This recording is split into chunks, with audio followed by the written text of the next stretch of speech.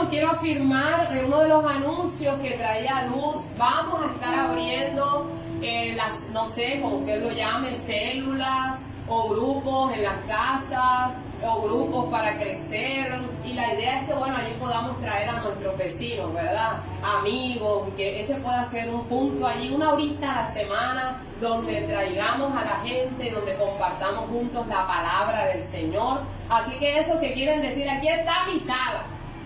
Entonces, el domingo se me acercó alguien, hoy no está acá, y me dijo, mi salita es pequeñita, pero allí está dispuesta para que sea predicada la palabra del Señor. Así que bueno, la idea es que en todos los puntos de Villas de la Candelaria, Pozón, Portales de Alicante, Palmas de Salamanca, San José de los Campanos, y donde Dios nos lleve, San Pedro Mártir, donde Dios nos permita, podamos llegar allá como luz en medio de las tinieblas. Amén. Así que bueno, espero al final que se acerquen a uno a Luz, a Rosa, y bueno, y allí nos ponemos de acuerdo.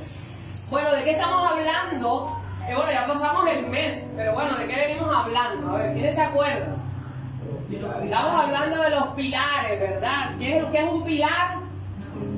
Columna, fundamento, cimiento sobre el cual se levanta la iglesia del Señor. Y bueno, la iglesia fuente de salvación es la iglesia del Señor, y bueno, se tiene que levantar sobre sus pilares.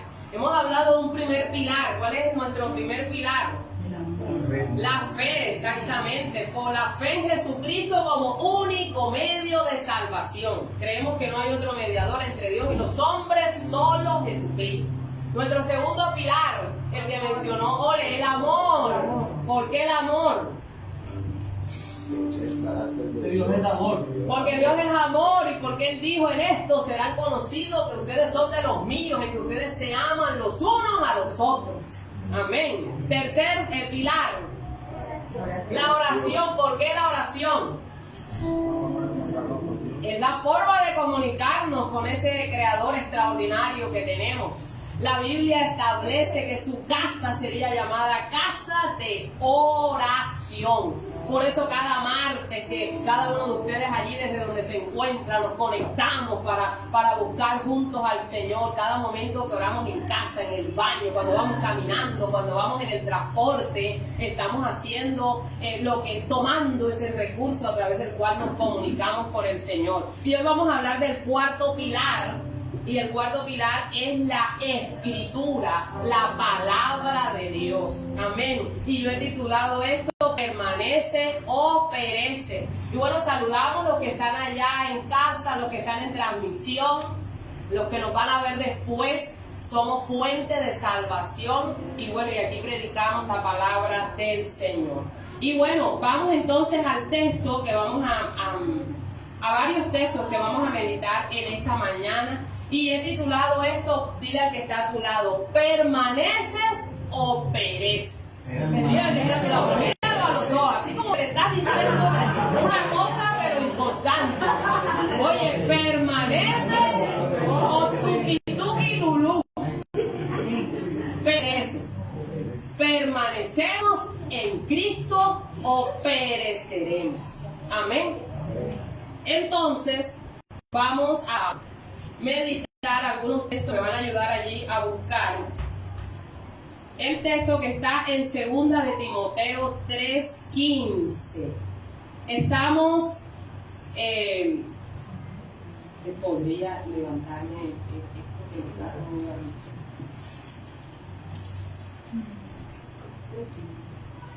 Sí, 2 de Timoteo 3:15. Y bueno, ¿ustedes creen que en estos tiempos que estamos hay una verdad absoluta o la verdad es relativa? ¿Qué pensamos nosotros acerca? En estos tiempos, ¿verdad? ¿Qué se considera? Relativa. La verdad es relativa.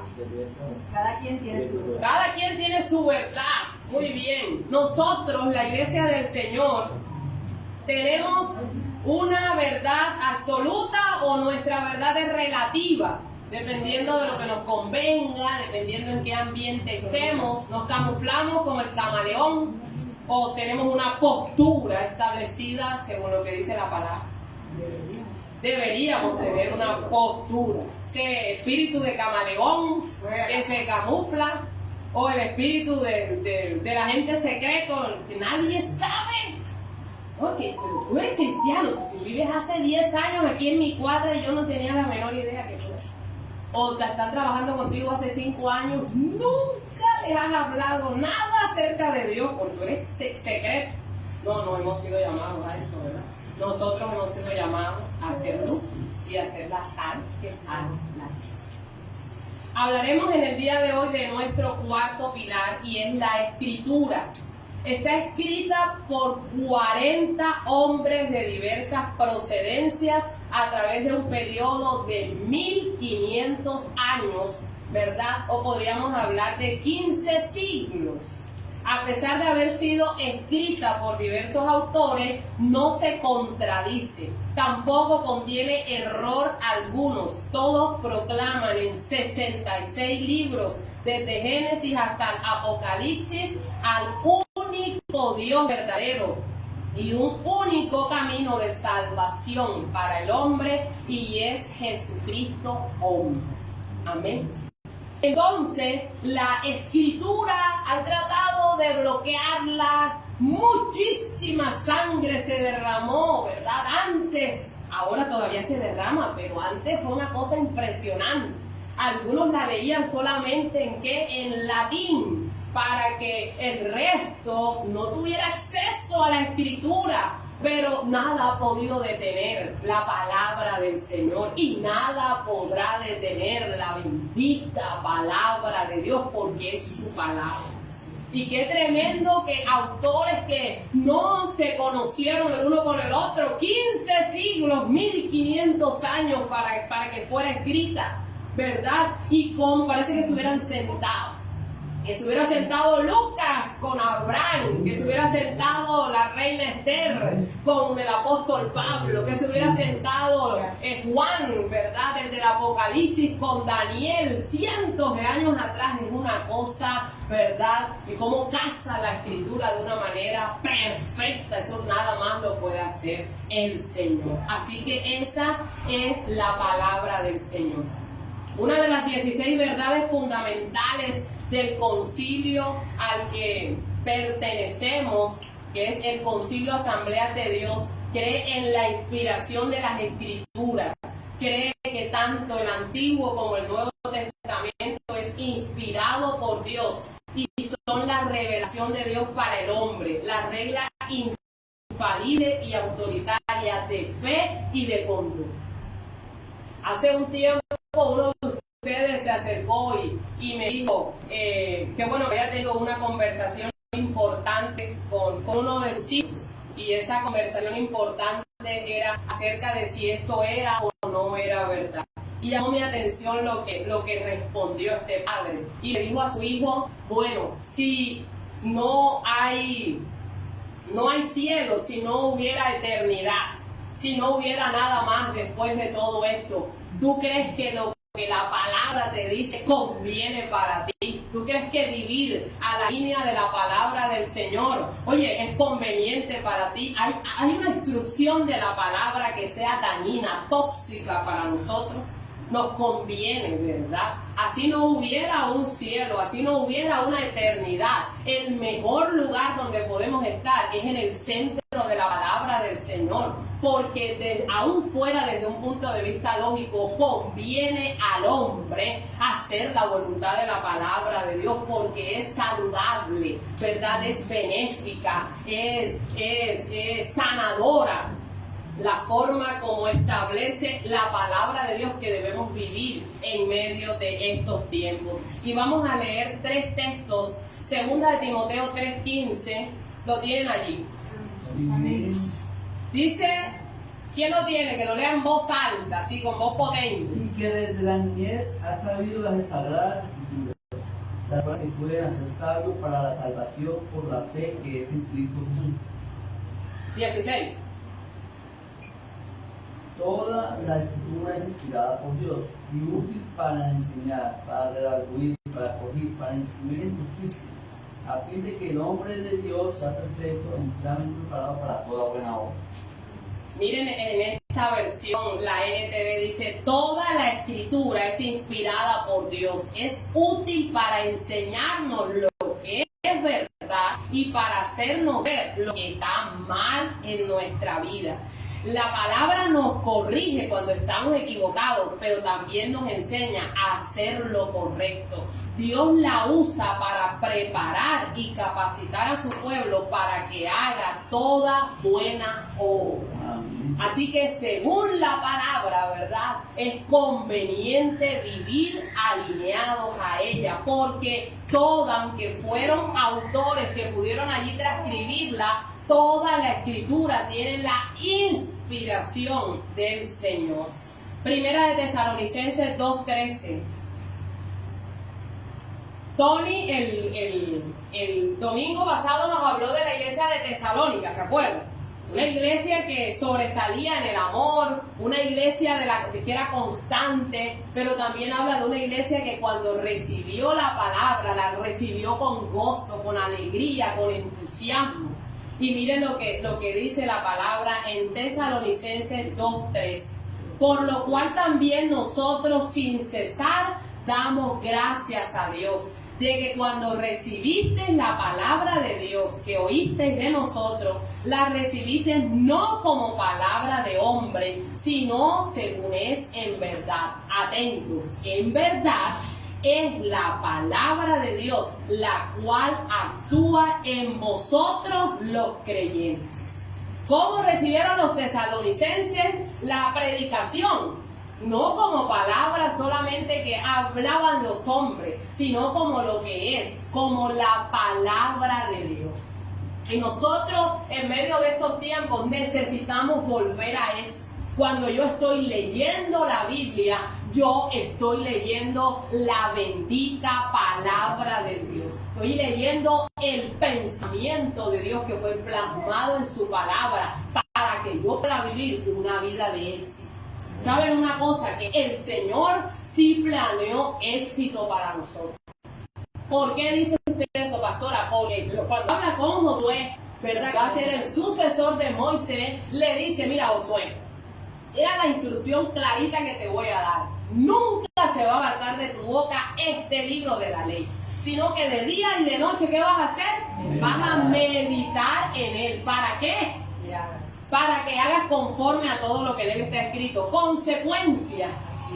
Entonces harás prosperar tu camino y todo te saldrá bien. Y otra de las versiones dice: harás prosperar tu camino y tendrás éxito. El Señor sí soñó que te cases bien. El Señor sí soñó que al medio de las dificultades salgas adelante. El Señor sí soñó, ¿verdad? Yo creo que nosotros somos como esos que a veces en las circunstancias, oye, no siente que lo tira a la lona, pero el Espíritu de Dios viviente nos levanta a través de su bendita palabra. Pero no, el éxito no está alejado del Señor, está de la mano con el Señor. Amén. Y otro texto importante, segunda de Pedro 1:20. Estoy poniendo este fundamento porque para hablar de que la escritura es un pilar nuestro, tenemos que saber por qué lo es. Segunda de Pedro 1:20, que dice: tiene que ver, sobre todo tienen que entender que ninguna profecía de la escritura jamás surgió de la convención personal de los profetas, ni por interior humano. Al contrario, fue el Espíritu Santo quien impulsó a los profetas y ellos hablaron de parte de Dios. Entendiendo que ninguna profecía de la escritura es de interpretación privada. No. ¿Qué quiere decir eso? ¿Que son qué? Más bien que no es relativa, sino que tiene una inspiración de Dios y es específica. Porque casi siempre la gente, cuando no quiere creer algo, dice: es que es figurado. Seguramente Dios quiso decir otra cosa y entonces la embolada. Acá dice: pero antes que nada deben saber que ninguna enseñanza de la Biblia se puede explicar como uno quisiera. Bueno, ya todavía está más contundente. Claro, porque nosotros tenemos el palito para buscarle la caída, La conveniencia. la conveniencia. Mi abuela había dicho la comba al pan. ¿Sí? ¿Escucharon? No. Sí. No quiere decir que le busca, entre otras cosas, también sin el temor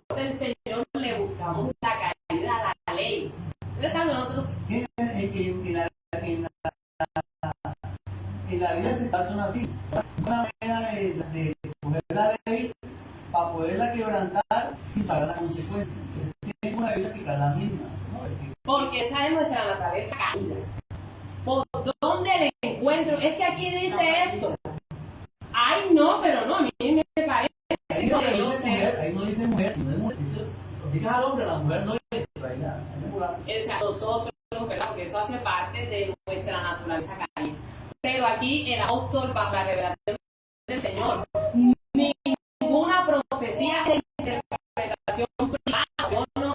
Dios dijo lo dijo. Yo no voy a mirar a ver cómo. No, porque si se nos arma un caos tremendo. Es así, tenemos los casos que tenemos. Ahora que están nosotros buscando la conveniencia para. Yo tengo amigos que no he escuchado, que son abogados. Pero que yo les voy a encontrar la caída.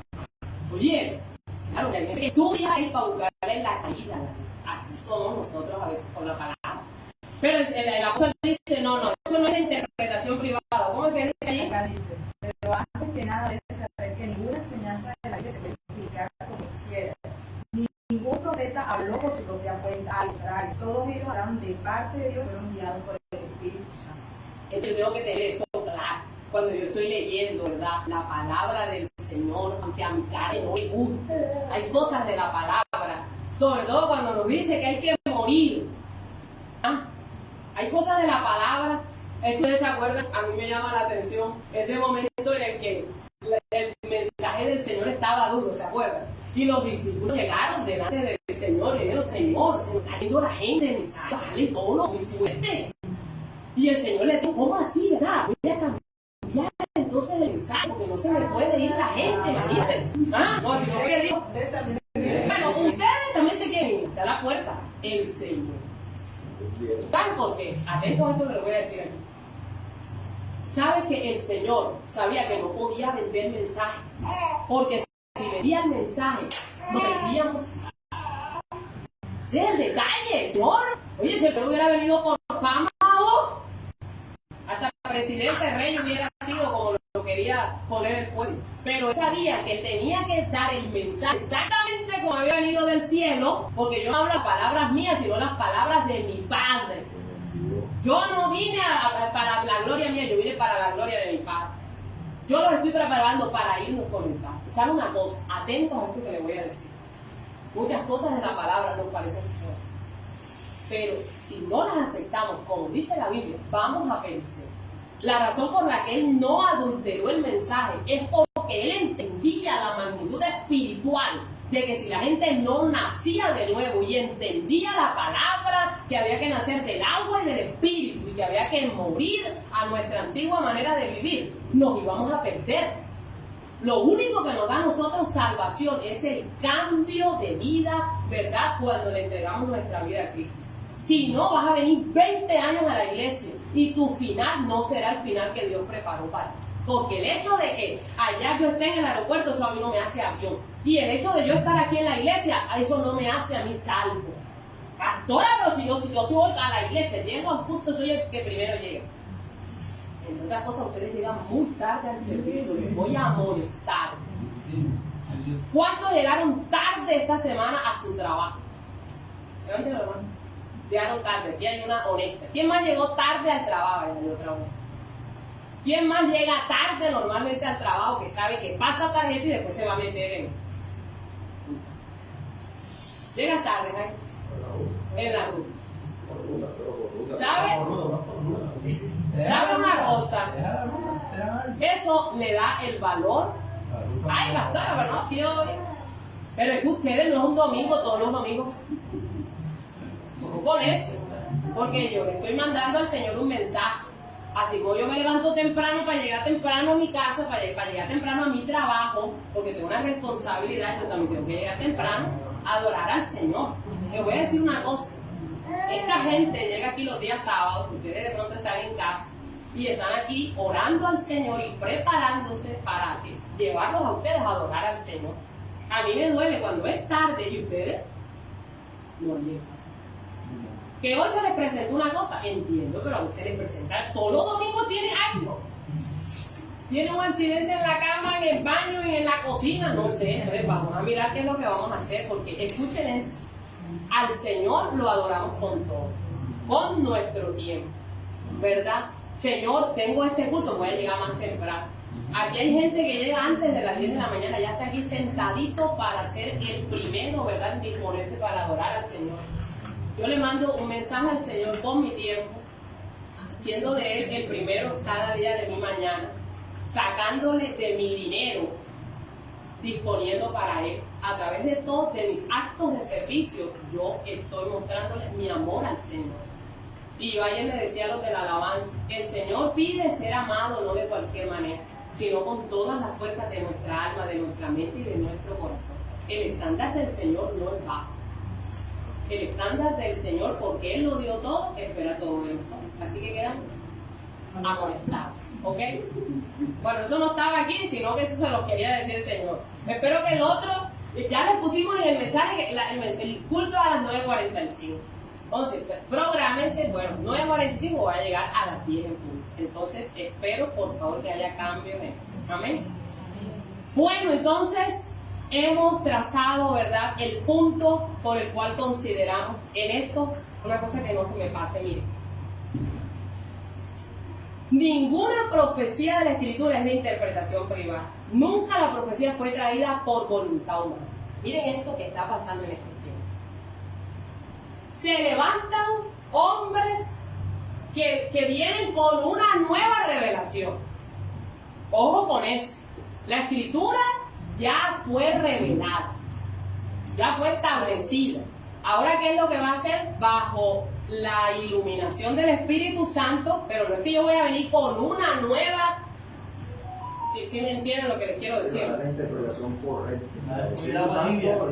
Claro, o que se han levantado falsos profetas en este tiempo que el Señor les dio una nueva iluminación de la palabra. Entonces no, la palabra tiene todo. Dice, no se le puede añadir, nadie podrá añadirle a ella. Lo que ni quitarle es así es. ¿Qué es lo que va a hacer el Señor? Revelarte su palabra, iluminarte, leer la palabra. ¡Wow! Esta palabra dice esto, y esa palabra cobra vida dentro de ti. Pero nosotros no vamos a venir con nuevas cosas a sumarle a la palabra, porque ya la palabra tiene todo. ¿Ok? Entonces, alguien te está predicando, alguien te está diciendo algo, ya tiene que estar aquí en la palabra. No, es que ¿dónde está? No, es que eso me lo mostró el Señor a mí. Recién revelado. Eso no. ¿Dónde está eso en la Biblia? No, es que yo estaba en oración y tuve un sueño y el Señor, mira, me trajo eso a mí, por eso yo te lo estoy dando a ti. Tiene que estar en la palabra, si no, no va a ser fin. ¿Ok? Porque la interpretación esto no es humano. Esto es ¿por qué? Por ser inspirado por el Espíritu Santo. Entonces se me fue el tiempo y me comenzó a pensar. Vamos a irnos a Juan 15.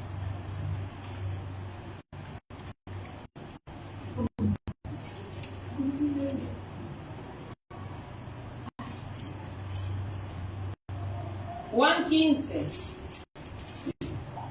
Vamos a leer estos textos de la palabra.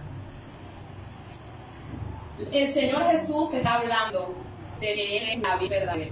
Y el Señor está hablando, Juan 15:4, acompáñenme allí rapidito. Juan 15:4. La palabra sobresaliente en este texto es permanecer. Miren, el Señor nos ha llamado a permanecer en su palabra. ¿Qué significa permanecer? Significa de la RAI, de la Real Academia Española. O entender. Mantenerse firme en un sitio. Mantenerse firme en un sitio. Estar allí. ¿Algún otro concepto? Constancia. Ok. El Señor en este texto nos habla de nosotros tenemos que permanecer. Y vamos a leer allí el versículo 4. Juan 15, versículo 4. Dice, permaneced en mí. ¿Están allí? ¿Sí? Permaneced en mí y yo en vosotros. Como el pámpano no puede llevar fruto por sí mismo si no permanece en la vid, así tampoco vosotros si no permanecemos. ¿En dónde? en mí, o sea, en Él. Entonces, el Señor le está diciendo a sus discípulos y nos recuerda a nosotros, ¿verdad? Hoy lo aprendemos por primera vez, que nosotros somos comparados en varios textos de la palabra con un árbol que tiene que estar, ¿qué? Que tiene que estar frondoso, que tiene que estar, ¿qué? Unido, exactamente. Y aquí trae, el Señor Jesús acostumbraba a través de las cosas normales, ¿verdad? Hablaba a través de parábolas, a través de las cosas que eran normales para ellos, o de enseñanzas que ya habían sido dadas en el Antiguo Testamento, acostumbraba a dejar allí el mensaje. Y de lo yo soy del Señor, es que el Señor trae aquí esta palabra diciendo yo soy la vid verdadera. Precisamente, y ustedes son los pámpanos y separados de mí, ustedes nada pueden hacer.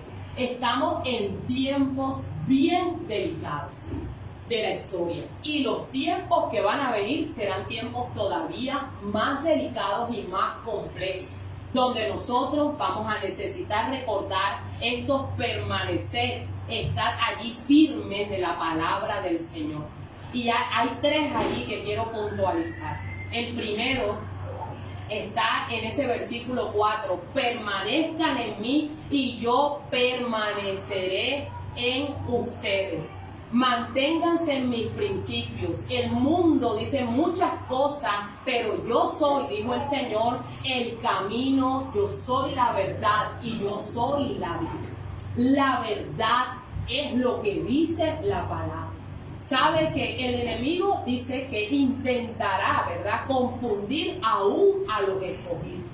O sea, que él va a intentar, no lo va a lograr, pero va a intentar traer como esa penumbra para sacarnos de la verdad de la palabra del Señor. Y el Señor dice, yo soy la vid, ustedes son los pámpanos, permanezcan en mí y yo permaneceré en ustedes.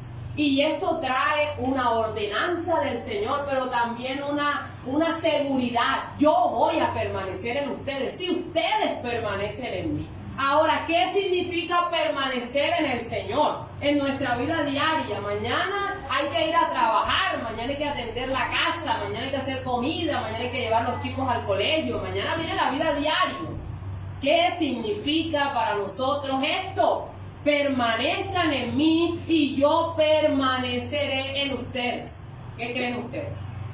Permanecer en la palabra. Permanecer en la palabra del Señor. Allí en ese mismo capítulo, en el verso 9, no, en el 10, dice, si guardan mis mandamientos, permanecerán en mi amor, así como yo he guardado los mandamientos de mi Padre y permanezco en su amor. Oye, pero lo lindo es que si yo me pego a la palabra del Señor, si yo camino en los principios del Señor, el Señor promete, ¿qué va a hacer Él? Yo permaneceré en ustedes. ¿No les parece eso maravilloso? Amén. O sea, yo camino en la palabra, ¿verdad? Pero Él permanece conmigo. O sea que en medio de mi caminar, Él estará allí sin moverse de nuestro lado, ayudándonos a vivir la bendita palabra del Señor. Y lo segundo que dice allí es que hay una advertencia, dice la parte B de ese mismo versículo 4, así también, como el pámpano no puede llevar fruto por sí mismo si no permanece en la vid, así tampoco si no permanecéis en mí. Y si nosotros no permanecemos en el Señor, no podremos llevar fruto. Óyeme, esto no se puede a nuestra manera. No lo podemos hacer nosotros solos, ¿verdad? El Señor dice, péguense ustedes a mí, así como esa rama está pegada a la vid, así ustedes péguense pegaditos a mí. Y cuando ustedes estén pegados a mí, ustedes entonces podrán llevar mucho fruto. Y yo quiero decirles a ustedes algo en esta mañana. Ustedes han sido escogidos por el Señor.